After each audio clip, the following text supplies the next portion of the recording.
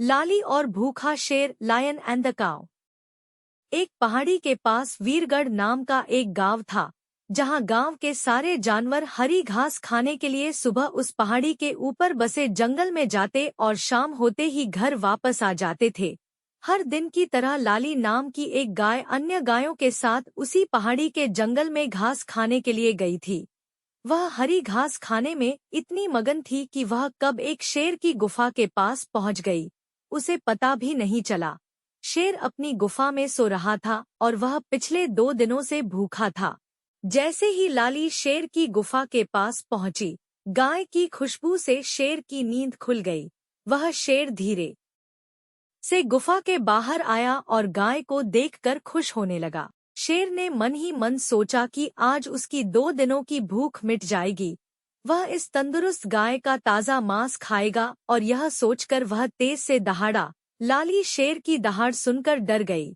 जब उसने अपने आसपास देखा तो वहां दूर दूर तक उसको कोई भी दूसरी गायें नहीं दिखाई दी।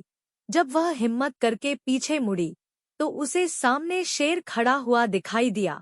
उस शेर ने लाली को देखकर फिर से दहाड़ लगाई और लाली से कहा, मुझे 2 दिनों से कोई शिकार नहीं मिल रहा था। मैं भूखा था, शायद इसलिए भगवान ने मेरा पेट भरने के लिए तुझे मेरे पास भेजा है। आज मैं तुझे खाकर अपनी भूख मिटा लूंगा। शेर की बात सुनकर लाली डर गई। वह रोते हुए शेर से कहती है, मुझे जाने दो, मुझे मत खाओ। मेरा एक छोटा बच्चा है जो अभी सिर्फ मेरा ही दूध पीता है और उसे अभी तक घास खाना नहीं आया है। लाली की बात सुनकर शेर हंसते हुए कहता है, तो क्या मैं अपने हाथ में आए शिकार को ऐसे ही जाने दूं? मैं तो आज तुझे खाकर अपनी 2 दिनों की भूख मिटाऊंगा। शेर के ऐसा कहने पर लाली उसके सामने रोने लगी और विनती करते हुए कहती है कि आज मुझे जाने दो, मैं आज अपने बछड़े को आखिरी बार दूध पिला दूंगी और उसे बहुत सारा प्यारा करके कल सुबह होते ही तुम्हारे पास आ जाऊंगी। फिर तुम मुझे खा लेना और अपना भूखा पेट भर लेना। शेर लाली की यह बात मान जाता है और धमकी देते हुए कहता है कि अगर कल तू नहीं आई तो मैं तेरे गांव आऊंगा, फिर तुझे और तेरे बेटे दोनों को खा जाऊंगा। लाली शेर की यह बात सुनकर खुश हो जाती है और शेर को अपना वचन देकर गांव वापस चली जाती है। वहां से वह सीधे अपने बछड़े के पास जाती है, उसे दूध पिलाती है और बहुत सारा प्यार करती है। फिर बछड़े को शेर के साथ हुई सारी घटना बताती है और कहती है कि उसे अब अपना ध्यान बुद्धि रखना होगा।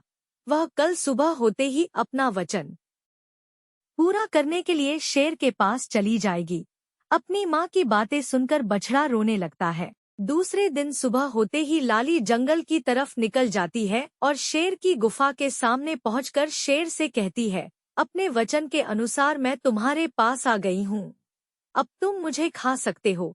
गाय की आवाज सुनकर शेर अपनी गुफा से बाहर निकल कर आता है और भगवान के अवतार में प्रकट होते हैं। वह लाली से कहते हैं, मैं तो बस तुम्हारी परीक्षा ले रहा था, तुम अपने वचन की पक्की हो, मैं इससे बहुत प्रसन्न हुआ। तुम अब अपने घर और बछड़े के पास वापस जा सकती हो। हमको इस कहानी से क्या सीख मिलती है? हमें अपने वचन को हर हाल में पूरा करना चाहिए।